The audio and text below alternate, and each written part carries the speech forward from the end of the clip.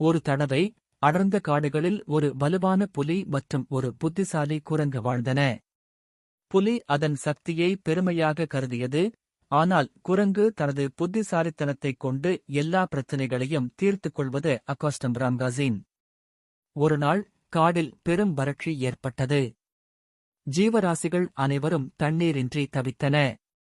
புலியும் குரங்கும் தங்கள் குட்டிகளை பாதுகாக்கும் பொருட்டு தண்ணீர் தேடப் போனார்கள்.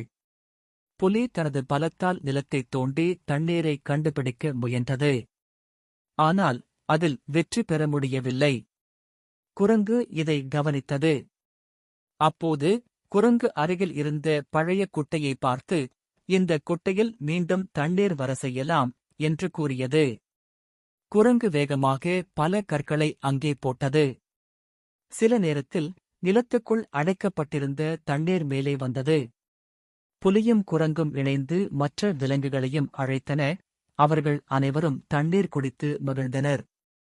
கதை நெறி: சாதனைக்கு பலம் மட்டுமல்ல, புத்தியும் முக்கியம்.